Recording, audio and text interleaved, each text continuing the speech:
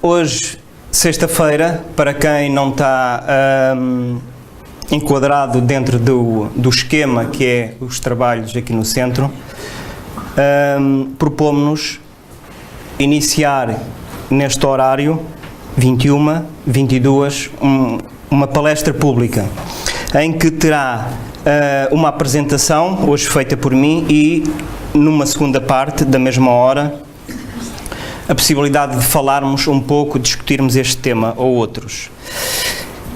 Então, hoje, o tema que eu preparei foi sobre a comunicação dos espíritos. Será que eles se comunicam?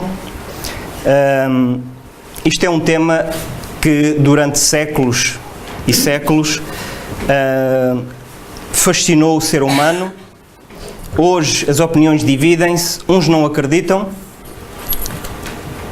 outros ficam na dúvida e outros ainda, por se calhar estarem mais em contacto ostensivo com o mundo espiritual através da sua mediunidade, percepcionarem os espíritos, ouvindo-os, falando com eles, sentindo-os, esses não têm dúvida.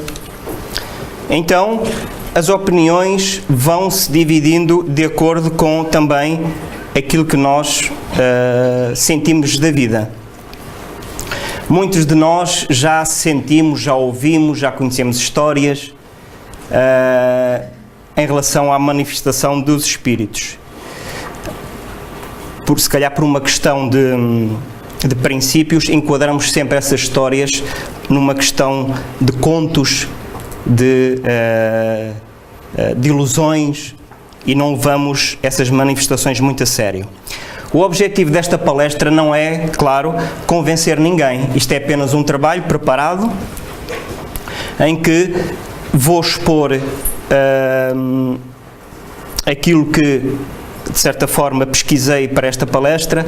Quem não acredita em espíritos, com certeza vai continuar a não acreditar, mas esse também não é o objetivo de hoje. Mas para, de certa forma, estarmos mais familiarizados aqui com a comunicação dos espíritos, é preciso, porque isto é o fenómeno, todos nós nos sentimos atraídos pelo fenómeno. Vimos ao centro espírita, a maior parte de nós, pelo fenómeno, ou uma parte, claro, nem todos. E misturamos sempre esta parte do fenómeno com a doutrina, com o aprendizado, com o conhecimento. Então, a comunicação dos espíritos é uma coisa e a doutrina, o conhecimento, aquilo que nos faz mudar, que nos faz renovar, é precisamente outra. Mas para perceber tudo isto é preciso estudar, não é? Então, em traços gerais, estudando um pouco da doutrina espírita, ela está assente em 5 bases. São elas a existência de Deus, a imortalidade da alma, a pluralidade das existências, isto é,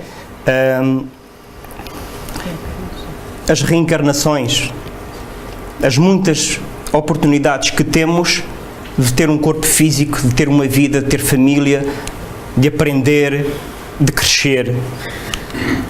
A comunicabilidade dos espíritos e a pluralidade dos mundos habitados. Portanto, outros mundos, segundo os espíritos, o que os espíritos nos vão dizendo, é que existem outros mundos que, de certa forma, não estão ali a bel prazer, mas estão ali com um objetivo.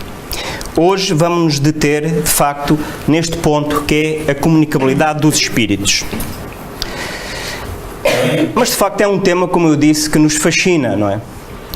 Quando nós falamos de doutrina espírita, há sempre alguém que diz: mas eu sei de alguém, de um espírita, não é? Que falou, que fez, que atendia. Já vamos ver isso à frente.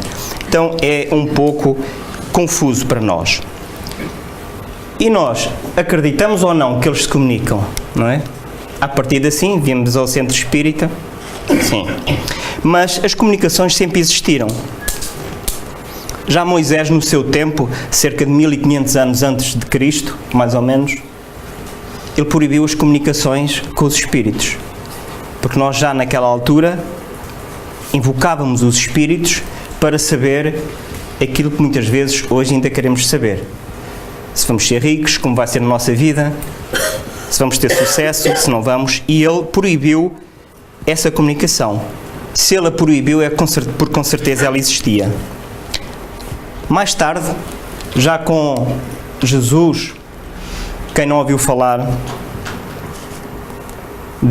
do Monte Tabor da Transfiguração, em que Jesus de repente fica brilhante e conversa com 2 espíritos, e isto presenciado por 3 discípulos de Jesus.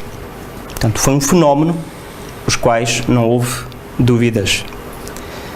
E, segundo Jesus, e segundo os discípulos que conheceram um deles, seria precisamente Moisés e Elias. Mas será que as comunicações ficaram-se por aqui? Vamos ver.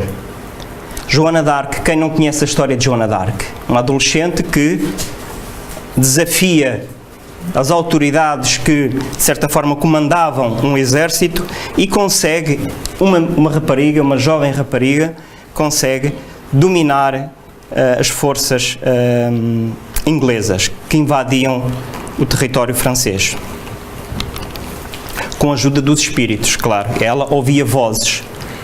Temos aqui Chico Xavier, temos aqui um médium de efeitos físicos, isto é o ectoplasma que sai, e temos um espírito materializado.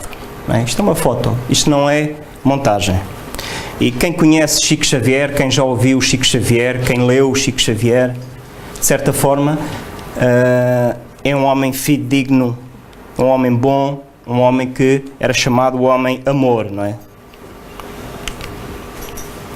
Aqui também uma materialização de um espírito de Cathy King, que Sir William Crookes, que era um físico e químico inglês, fez experiências, e está aqui um médico a medir o pulso ao espírito, não é? Isto são situações reais, que estão bem documentadas, que invariavelmente nós podemos de facto duvidar, porque tendo nós o livre-arbítrio, podemos duvidar do que quer que seja, não é? É simples.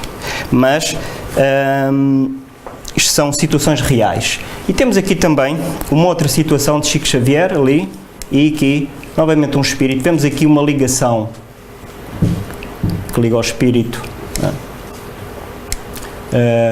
Um espírito materializado.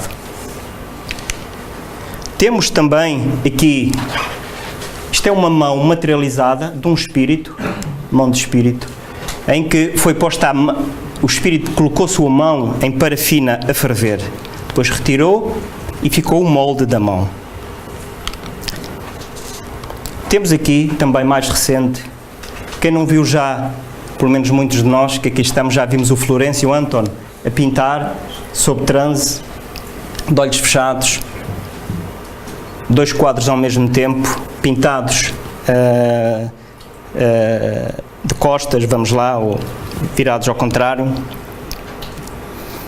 Como se explica isso? Vemos aqui outro espíritozinho, para quem conhece, mas este é um espírito encarnado, por acaso é encarnado ali também. À parte destas comunicações existem muitas outras. Vemos muita literatura espírita, vemos muitas comunicações através dos médiuns nos centros espíritas e vemos nas casas de cada um.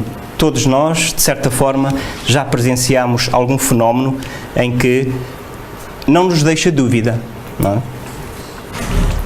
Vamos continuar. Então, de qualquer forma, para percebermos um pouco mais sobre estas questões da comunicabilidade dos espíritos, é preciso primeiro perceber o que é um espírito, não é?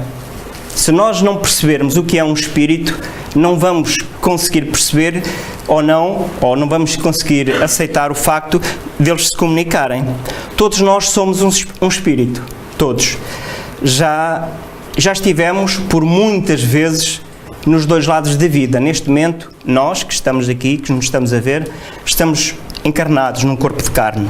Estão aqui outros companheiros que estão fora do corpo de carne. E nós também já estivemos nessa situação muitas vezes. Então, sabemos, embora nos esquecendo hoje, por causa do nosso corpo físico, que nos abafa as nossas memórias, e ainda bem. O que era de nós se nós nos lembrássemos daquilo que nos pode humilhar hoje. Nós trazemos inacto em nós essa certeza da comunicabilidade, sem dúvida, porque o espírito não perde a sua individualidade. Continua, isto é como nós mudamos de roupa, no dia seguinte continuamos a ser as mesmas pessoas. Então, a questão é, nós sabemos o que é um espírito? Nós temos dificuldade em nos conhecer a nós, seres humanos. Nós não nos conhecemos. Não é? Ou conhecemos-nos mal. Quantos de nós temos aquelas situações em que de repente somos levados à impaciência, à cólera, e ficamos surpresos connosco? Como é que eu tive aquela reação? É porque eu não me conhecia. Não é? Nós achamos que somos sempre controlados. Conseguimos, em qualquer ato, em qualquer circunstância, ser senhores de nós próprios. Mas não é bem assim. Podemos ser, de facto. Mas muitas vezes surpreendemos-nos com o contrário. Então conhecemos-nos. Se não nos conhecemos bem, não sei de onde vim, não sei porque estou a passar estas circunstâncias, não sei porque sou mais inteligente, menos inteligente, tenho mais sorte, menos sorte. Parece que a vida para uns pode dar mais proveito do que para outros. Não é? Nós não conhecemos bem esses porquês. Então, como conhecer as questões do espírito, de facto nos transcendem e são infinitas aos nossos olhos. Então é preciso percebermos o que é primeiro um espírito. E Allan Kardec, sem dúvida, que pesquisou os fenómenos espíritas nos idos de 1850, ele pesquisou tentando perceber, de facto, quem eram aquelas vozes, aquelas manifestações que na altura se comunicavam. As pessoas mais incrédulas, mais materialistas, achavam que eram as mesas que falavam, que emitiam sons. Mas Allan Kardec foi a fundo, não acreditando nesses fenómenos, nem querendo, numa primeira iniciativa, investigar, mas quando começou a fazê-lo de forma séria. Então diz assim, aqui, a dúvida no que concerne à existência dos espíritos tem como causa primária a ignorância acerca da verdadeira natureza deles. Isto é, nós fomos educados, de certa forma, a pensar que os espíritos eram algo à parte da criação, não é? Aqueles contos fantásticos que nós ouvimos, nós hoje, uma maioria de nós, quando ouve falar em espírito, até bate na mesa, não é? Não encara o espírito como um ser que já esteve ao nosso lado, no mundo corporal. Então, são aquelas crendices que nós sempre ouvimos falar de espíritos, e quando falávamos de espíritos, falávamos numa questão de contos, de fantasias, coisas fantásticas, não é? Não se sabia bem qual era a necessidade de haver espíritos, não é? Que necessidade é que eles tinham de existir? Nós não sabíamos. Isto está no livro dos médiuns. Então, por aqui se vê que, por um lado, é fácil e compreensível que muitos de nós não acreditemos na comunicação deles, quando nem sabemos defini-los muito bem. Vamos continuar. Que definição se pode dar deles, dos espíritos? Vamos ver o que os espíritos responderam. Isto são questões que estão... Esta questão está no livro dos espíritos, e que, para quem possa estar pela primeira vez a ouvir, são questões que foram sendo postas e, com a ajuda de médiuns, foram dadas respostas pelo mundo espiritual. E que Allan Kardec foi compilando todas essas informações, decidindo depois fazer uma doutrina, uma vez que havia conteúdo para um corpo doutrinário. Que definição se pode dar dos espíritos? Eles disseram, pode dizer-se que os espíritos são os seres inteligentes da criação, povoam o universo fora do mundo material. Não é? Então nós, quando falamos de espíritos, falamos disto, dos espíritos que estão fora do mundo material. Todos nós somos espíritos, mas para não confundirmos o termo, geralmente costumamos dizer que nós somos almas, mas alma e espírito, espírito e alma é precisamente a mesma coisa. Mas quando se fala em espírito, fala-se obviamente, ou pelo menos aquela primeira ideia é de ser que está fora do mundo material. Mas, lá está, eu só acreditava se eu visse um espírito. Quem é que não ouviu já isto? Não é? Nós gostamos de ver como Tomé, não é? Nós gostamos de ver. Mas a questão é, se eu visse um espírito, será que esses fenómenos me iriam mudar? Nós vamos mudar-nos? Vemos um espírito? Temos a certeza que eles existem? Embora muitas vezes depois tomamos como ilusão, será que foi, será que não foi, não é? Isso iria-me mudar? Com certeza que não. E que espíritos eu gostaria de ver? Não é? Eu até acreditava se visse um, mas qual era o espírito que eu gostava de ver? Espíritos bons, não é? Mas nós quando vamos na rua e com a nossa visão material, nós podemos ver tudo, nós não, embora possamos escolher o que podemos ver, mas no nosso caminho aparece-nos de tudo, não é? Então se calhar, quem sabe, se nós víssemos um espírito, quem sabe o que nos poderia aparecer pela frente, não é? Era um fenómeno. Iríamos nos assustar provavelmente, porque se desconhecermos as questões espirituais, a filosofia espírita, iríamos assustar, iríamos dar como duvidosos, como malucos, não é? E não iríamos mudar. Então o fenómeno, por si só, vale o que vale. E perguntamos, então, mas e hoje, no nosso presente, não acontecem aqueles fenómenos espíritas que nós ouvimos falar das mesas? Não é? Se calhar muitos desses fenómenos vão acontecendo outros também. Mas hoje já somos moralmente e espiritualmente mais evoluídos. Já temos que usar a nossa inteligência para aprimorar o nosso interior e para isso temos uma doutrina, a doutrina espírita, que nos ajuda a mudar. É por isso que hoje os espíritos não dão tanto, digamos que, relevo às manifestações espirituais. E eles, quando os fazem, é sempre um objetivo. Mas o grande objetivo primeiro não é para que nós acreditamos. Para isso temos a doutrina, temos o nosso esforço pessoal, a nossa vontade de estudar e perceber estes fenómenos. Mas Allan Kardec também, ainda no Livro dos Espíritos, para perceber mais estas questões sobre os espíritos, ele continuou a fazer perguntas. A criação dos espíritos é permanente ou só se deu na origem dos tempos? Eles dizem que é permanente. Quer dizer, Deus jamais deixou de criar. É algo que nós ainda não conseguimos perceber, não é? Então, por esta resposta, nós percebemos que o universo há de ser bem grande.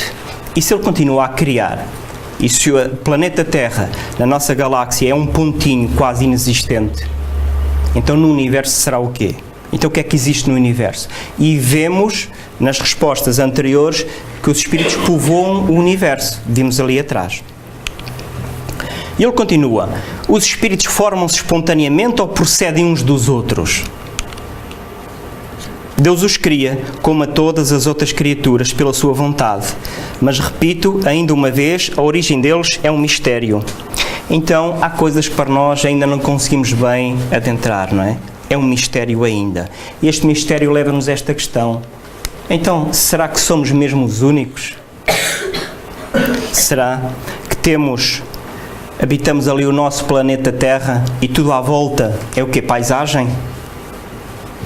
É uma questão para interiorizarmos e também porque nós temos que ter o crivo, não é? Temos que filtrar as coisas e perceber por nós próprios se faz ou não faz sentido.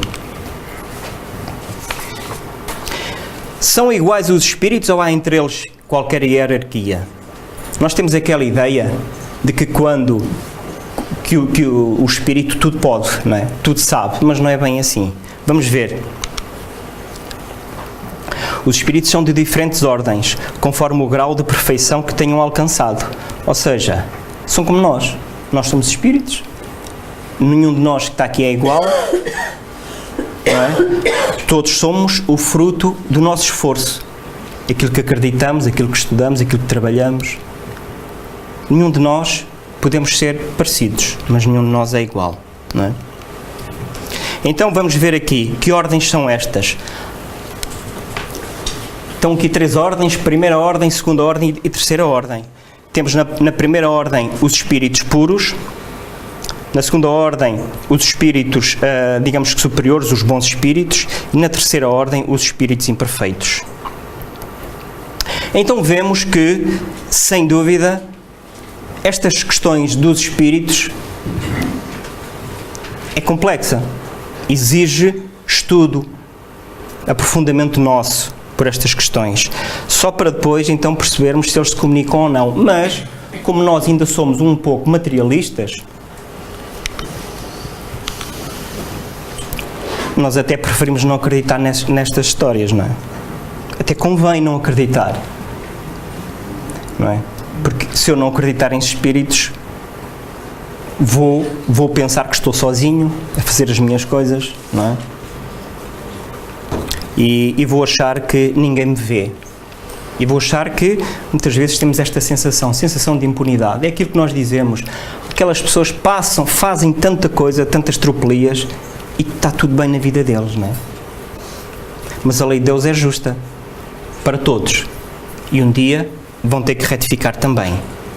Então, é preciso nós termos coragem para quebrar com este materialismo em nós, mudarmos os nossos hábitos que estão enraizados. Mas para isso também é preciso ver que prioridades temos. Qual é que é a minha prioridade neste momento? Há muitas pessoas que nem sequer se interessam pelas questões espirituais, não é?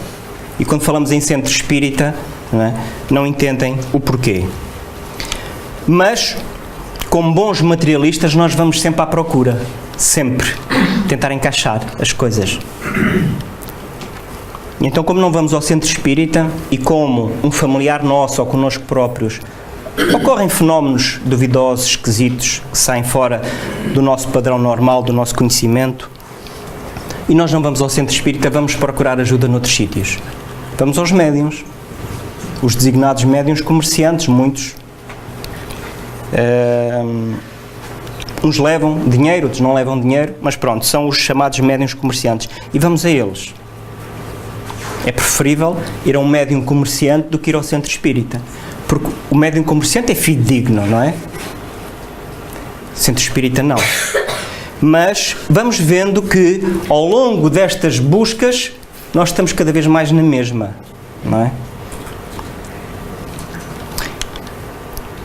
As comunicações não devem ser aceitas cegamente. E quando vamos a um médium comerciante, ele diz-nos aquilo que nós gostamos de ouvir. É tão bom, não é? Se nós viermos ao centro espírita, ainda nos vão dizer: temos que estudar, temos que ler, temos que nos esforçar, temos que ser bons, temos que fazer aquilo que Jesus disse há 2000 anos. Epá, desculpem lá a expressão, mas isso é uma chatice, não é? Se nós formos a um médium comerciante, eles oferecem-nos todas as respostas e todas as soluções. Quem não recebeu já no seu carro, no para-brisas do carro, aqueles papelinhos onde está a sorte grande, não é? Onde estão todas as respostas. Eu também já recebi muita vez. E confesso que já há anos e anos que eu não recebia. Hoje estava calmamente sentadinho no meu carro e alguém me bate ao vidro e estende a mão. Aqui está. Estão aqui muitas soluções. É verdade. Agora, curiosamente hoje, não é? Será acaso? Não será acaso? Dizem que os acasos não existem, não é? Mas, obviamente, isto é um pormenor sem interesse, mas achei engraçado ser no dia de hoje. Então temos que ser críticos, não temos que acreditar em tudo, nem naquilo que se diz aqui no Centro Espírita. Atenção, nós somos seres adultos, somos mais inteligentes, temos que concordar, discordar, e quando discordamos, quando achamos duvidoso, vamos à procura de respostas. Vamos ler, a literatura espírita é riquíssima. Temos aqui mais um anúncio já de algum tempo que chegou a aparecer, não sei se aparece, na nossa região. Reparem, médium espírita, aí não se vê ao fundo, mas está aqui médium espírita, não é? Que ele seja vidente e cartomante, mas médium espírita não é de certeza. O médium espírita não leva dinheiro, não põe anúncios. Se algum dia vermos um anúncio como este, não é espírita de certeza absoluta, não é idóneo. Quando muito, os centros fazem publicidade às suas palestras, não é? Aos cursos que existem, para que as pessoas tenham conhecimento e para que possam fazê-los. Mas nunca médium espírita, não é? Resultados garantidos. Bom, mas então temos que, de certa forma, deixar de ser materialistas, e nós temos a certeza da continuidade da vida, da existência dos espíritos e da sua comunicabilidade. Muitos de nós que entramos no centro espírita, entramos precisamente porque víamos espíritos, por isso muitos de nós temos essa certeza. Também porque já estudámos, já ouvimos muitas palestras, já fizemos estudos aqui no centro, já recebemos comunicações mediúnicas no centro, que muitas vezes, ou na maioria das vezes, quando os espíritos se comunicam numa reunião mediúnica, nós nem sabemos a vida da pessoa, claro, a vida é da pessoa, nós já temos tanta informação para a nossa vida, não nos temos que ocupar com a vida dos outros, não é? E às vezes aquelas comunicações parecem, no nosso ponto de vista, desadequadas, mas porque foi uma comunicação, nós entregamos à pessoa e a pessoa olha para aquilo, lê e faz todo o sentido. Como é que isso aconteceu, não é? Então, nós só podemos ter a certeza da comunicabilidade dos espíritos, não é? Devemos assustar-nos quando os vemos? É uma questão que se põe. Nós devemos assustar quando alguém no corpo encarnado nos tenta fazer mal, isso sim. Os espíritos não nos podem fazer mal, não é? Podem-nos sim, pelas nossas tendências e más tendências, incitar-nos ao mal. E aí eles podem, de facto, ser astutos e perigosos, mas porque nós deixamos. Vamos continuar. Então diz Allan Kardec, então, toda esta questão dos espíritos já está mais ou menos acertada, não é? Sobre a existência deles, sobre o povoar do universo. Então resta agora a questão de saber se o espírito pode comunicar-se com o homem, isto é, se pode com este trocar ideias. Por que não? Que é o homem senão um espírito aprisionado no corpo?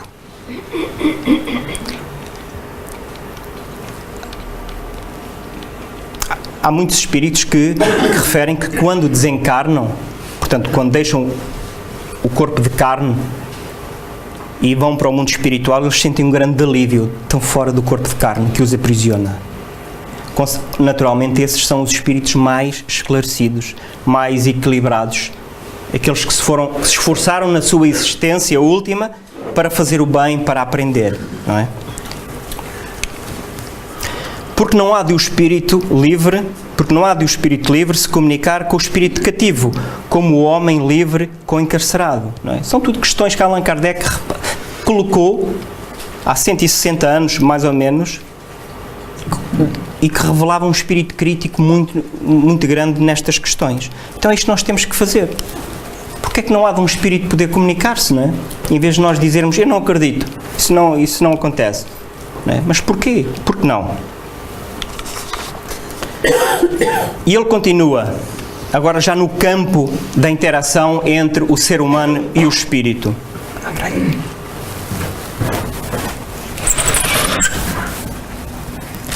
Exercem os espíritos alguma influência nos acontecimentos da vida? Vamos ver. Os que costumamos vir ao centro já conhecemos estas questões, mas são importantes para aqui. Certamente depois que vos aconselham. Então os espíritos vão-nos aconselhando, e isso já denota uma comunicabilidade, porque a comunicação não quer dizer que tenha que ser verbal, não é? Eles vão-nos intuindo, vão-nos aconselhando. Vemos aqui retratado um espírito, de certa forma, a beirar-se de um ser, de uma mulher, neste caso. Não é? Vocês não sei se veem aí, mas pronto, o espírito parece perturbador e tem ali uma energia densa. E vemos aqui, quando ela, de certa forma, está em paz ou se concentra ou entra em ligação com o seu guia espiritual, a proteção e o ser intranquilo que estava ali, lá vai, carregado, não é? Então, e como é que se eles nos influenciam, eles estão bem junto de nós? E isso levanta outras questões. Quando é que eles nos aparecem? E à noite, como é que é? Há sempre aquelas questões de que à noite é mais perigoso estar em contacto com os espíritos. Não devemos orar à noite, não devemos chamar por nosso guia protetor à noite, só durante o dia. Não é? Não faz qualquer sentido. Eles comunicam-se a qualquer hora. Nós à noite é que temos os nossos sentidos mais, digamos que, mais calmos e estamos mais atentos a tudo, a qualquer barulhinho. Vamos continuando. Então, se eles nos influenciam, eles veem tudo aquilo que fazemos? Esta já é uma questão que nos deixa a pensar, não é? Podem ver, pois que constantemente vos rodeiam. Cada um, porém, só vê aquilo a que dá atenção, não se ocupam com o que lhes é indiferente. Eles têm as suas vidas, não é? Os espíritos não têm que estar sempre junto de nós. Eles têm as suas tarefas, têm os seus trabalhos, as suas missões, o seu aprendizado. Muitas vezes vêm junto de nós para nos observar como agimos, como somos, como nos comportamos, e depois seguem a sua vida. Cada um só vê aquilo que quer. E esta questão levanta-nos uma outra, a questão dos nossos familiares. Então, se eles se interessam por nós, será que os nossos familiares andam junto de nós? Não é? Será? Muitas vezes pode acontecer, mas o que acontece é que nós não sabemos em que situação espiritual está o familiar. Se lhe é permitido estar junto de nós. E depois existem outras condicionantes. Se lhes é permitido, se eles têm essa capacidade, se eles querem, se nós merecemos, enfim. E por isso é muito importante, nesta situação dos familiares, quando alguém parte para o mundo espiritual, nós, e é normal a nossa saudade, muitas vezes a angústia que temos, mas essa angústia geralmente é sempre um pouco resultado da nossa falta de estudo e do nosso desacreditar da continuidade da vida. E nesses momentos de aflição, muitas vezes nós chamamos-los, não é? Ajudem-me. Nós não devemos fazer isso. Porque se ele puder estar em aflição, maior aflição vai ficar. Como nós ficamos quando alguém nos pede ajuda e nós, por circunstâncias várias, estamos impedidos de ajudar. Então, devemos sim sempre orar pelos nossos familiares. Pedir aos guias protetores que o ajudem, que o recolham e que siga o seu caminho. Que pensam nós os espíritos que nos cercam e observam? Depende. Os levianos riem das pequenas partidas e vos pregam e zombam das vossas impaciências, não é? Os espíritos sérios compadecem-se dos vossos reveses e procuram ajudar-vos. Então, claro, aquelas partidas que os espíritos às vezes nos pregam, que nós, mesmo não acreditando, sentimos ali qualquer coisa em casa e andamos com medo, e eles devem se fartar de rir, não é? Eles riem, zombam de nós, porque os espíritos são as almas dos homens que estavam na Terra, e nós, quando estamos na Terra, gostamos tanto, não é?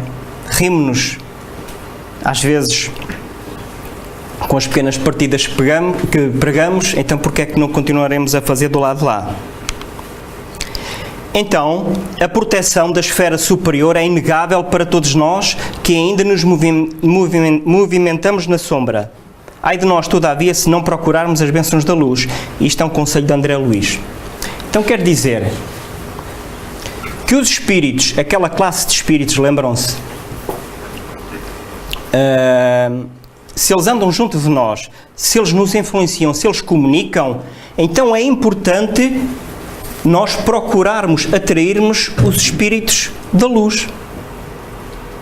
Não é? Porque nós atraímos os espíritos para as nossas sintonias. Se eu sou ciumento, eu vou atrair espíritos ciumentos. Se eu sou maledicente, igualmente. Não é? Então, para nos protegermos, para não cairmos em obsessões, que podem levar a muitos casos extremos, é importante que, já que temos a proteção espiritual, a companhia espiritual, é importante que decidamos sintonizar com os amigos espirituais bons, para que haja de facto harmonia. Isto leva a alimentarmos-nos interiormente, leva a todos os dias analisarmos o que somos, o que fizemos durante o dia, o que podemos corrigir, enfim, é um trabalho que de facto contínuo. Não se trata aqui de ok, eu tenho que sintonizar com os bons espíritos, eu vou sintonizar, mas como? Isto é como se eu tiver um rádio, se não tiver rádio, quiser ouvir rádio, não vou conseguir, eu não tenho rádio, não é? Então, para esta sintonia é preciso criarmos essas ferramentas, esses hábitos. Aqui volta novamente aquela escala, aquelas ordens de espíritos, porque já vimos que eles, desde os imperfeitos, podem ser impuros, os levianos, os pseudo-sábios, aqueles que nos vão aconselhando com tudo, dizem-nos tudo aquilo que nós queremos ouvir e nós ficamos contentes, não é? Lá está, vamos ao médium comerciante, recebemos todo o tipo de respostas. Os espíritos não estão nem preocupados com a veracidade do assunto. Se quiser fechar, feche. Só um bocadinho. Esteja à vontade. Então, vemos que nesta questão de todos estes espíritos à nossa volta, são aqui estes, os espíritos imperfeitos, que são os nossos obsessores. São aqueles nossos companheiros de outras existências, a quem nós, de certa forma, podemos ter prejudicado, acham-se no direito de quitar as contas connosco, estão aqui. E os nossos guias espirituais. E como se dá, então, a comunicação dos espíritos? Não é? Entramos agora aqui mais na área da comunicabilidade. Como se dá? Nós acreditamos, ou acreditávamos ainda, que o espírito entra dentro de nós, que se comunica connosco através, portanto, entrando no nosso corpo e nos manipulando. É isso que nós acreditamos durante séculos e séculos, não é? Mas não é assim. Está aqui uma pequena gravura. Está com frição? Não, agora já está bom. Já fechei. Está frio. Temos aqui um corpo espiritual de um espírito. Temos aqui um ser humano. E temos o corpo espiritual do ser humano. Porque nós temos o corpo espiritual connosco. Quando o meu corpo se for, eu fico com um corpo espiritual idêntico. Por isso eu posso-me aparecer, posso-me fazer aparecer, se tiver essa permissão e essa necessidade, e quem me ver vai-me reconhecer exatamente como sou, não é? Então, o que acontece é que há uma comunicação perispírito a perispírito. Energeticamente. O espírito não entra dentro de nós. E o que devemos fazer quando aparece um espírito à nossa frente? Se aparecer um espírito, porque pode aparecer, devemos conversar com ele, não é? Olha, se de repente aparecer um espírito em minha casa, o que é que eu vou fazer? Fugir de casa? Não é? E depois muitas vezes quando eu estou a fechar a porta, já ele está ali fora? Não, vamos falar com ele. Se for um ser perturbador, de certa forma a conversa que nós possamos ter pode aliviá-lo. Quantas vezes acontece connosco? Que estamos perturbados, falamos com alguém e de repente a luz surge. É isso que acontece. Se for um ser equilibrado, o nosso guia espiritual, então podemos aproveitar através desta comunicação, falando com ele pelo pensamento ou por palavras, porque o espírito comunica-se através do pensamento, podemos receber conselhos deles. E por que se comunicam connosco? Porque é que os espíritos se comunicam connosco? Primeiro, para nos darem a garantia e a certeza que a vida continua. Quem vê espíritos, quem os sente, não tem dúvidas. Não é? Mas para isso é preciso, lá está, a pessoa conhecer-se a si própria. Porque senão nós ficamos sempre na dúvida se aquele fenómeno é meu. Como é que eu escrevi aquilo? Como é que eu vi aquilo? Será que estou a ficar doido? Não é? É preciso que nós nos conheçamos primeiro. Então, um dos objetivos da comunicabilidade dos espíritos é precisamente os espíritos mostrarem a nós que eles existem. E o outro ponto é para a nossa instrução. Se não fossem os espíritos, o que nós saberíamos hoje? Sem dúvida, iríamos evoluir na mesma. Mas o espírito acaba por estar na cocriação do universo, do mundo, e vai ajudando Deus e os espíritos superiores na evolução do mundo.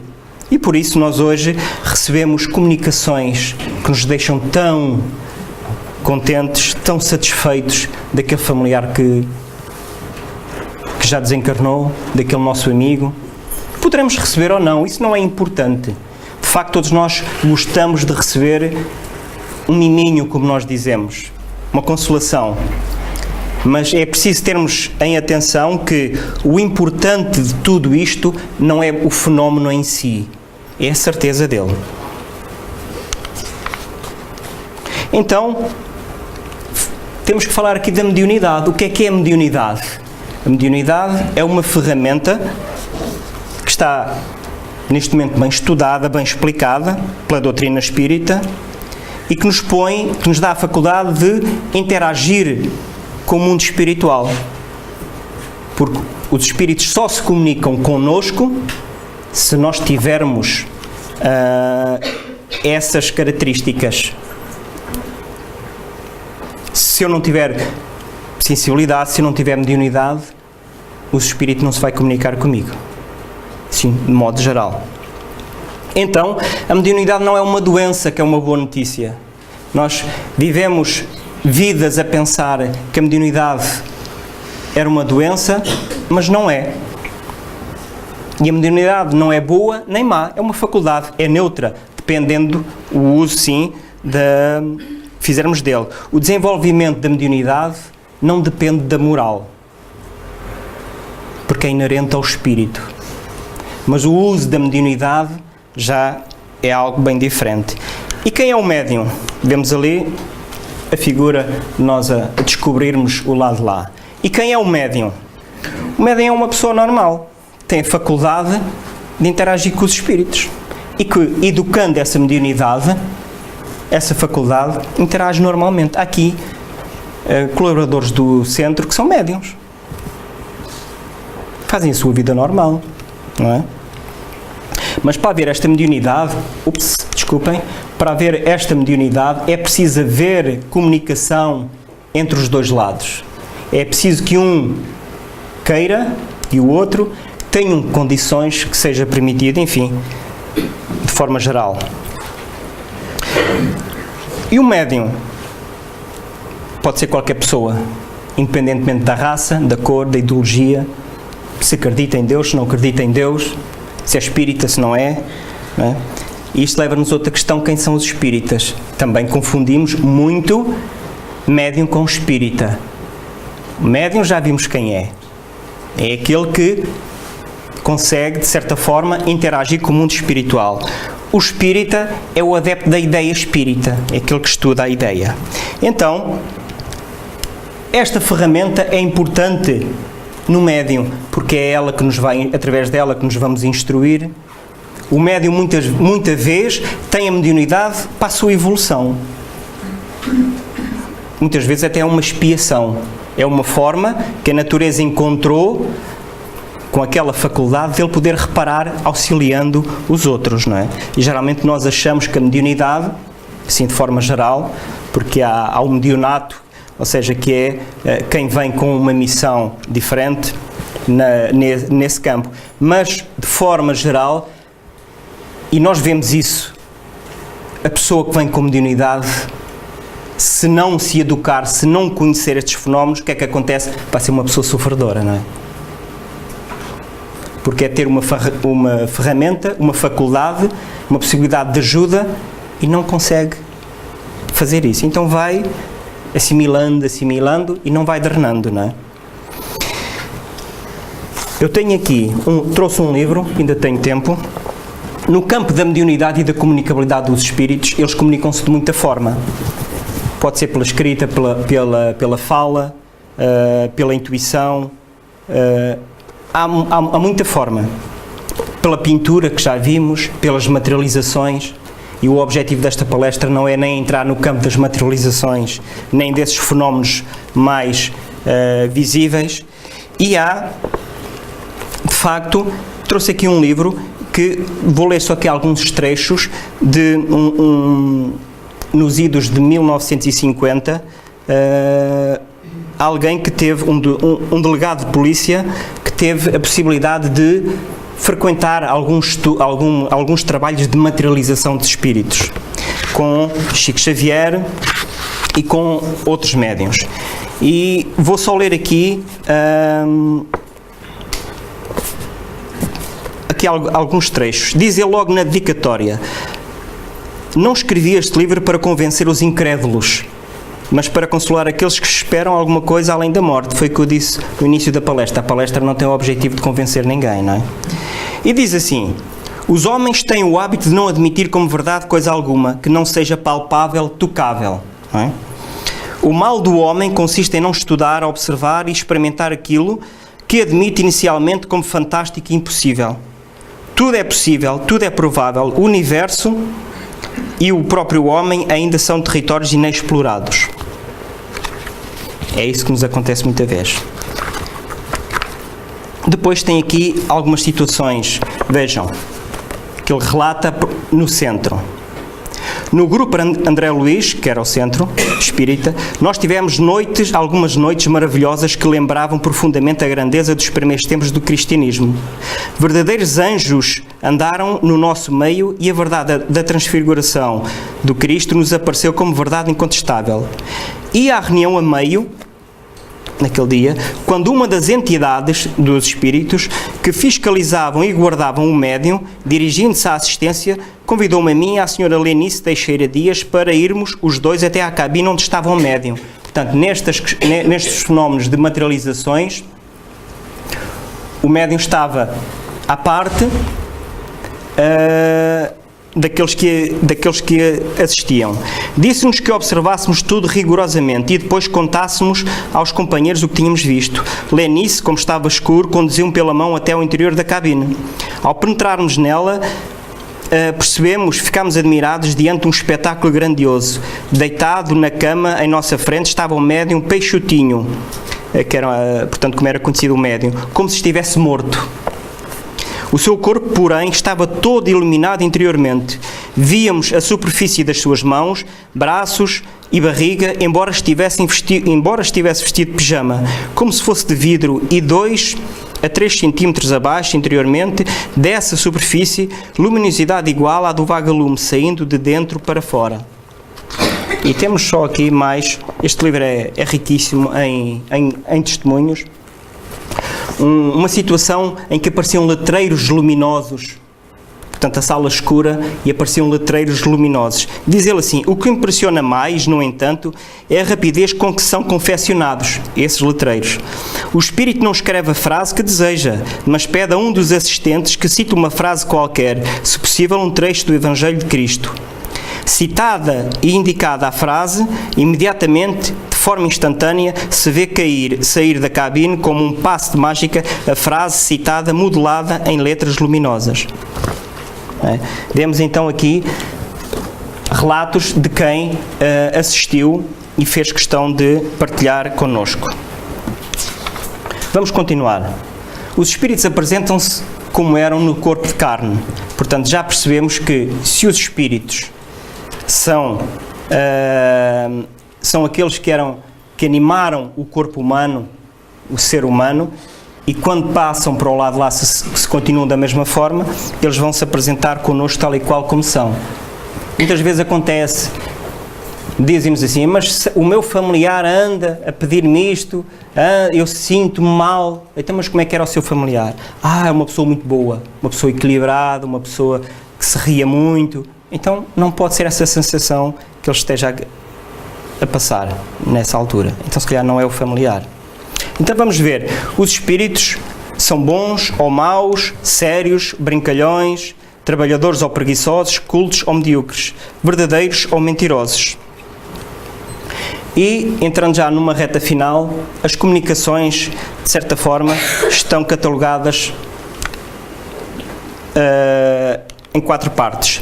Existem as grosseiras, que vamos ver à frente, as frívolas, as sérias, que são as que ocorrem nos centros espíritas. Vemos aqui, nesta figura, portanto, os elementos de uma reunião mediúnica. Vemos ali os protetores espirituais, não é? Vemos aqui o orientador da reunião mediúnica. Vemos ali a médium e vemos o espírito ali a manifestar-se, não é? E temos as instrutivas.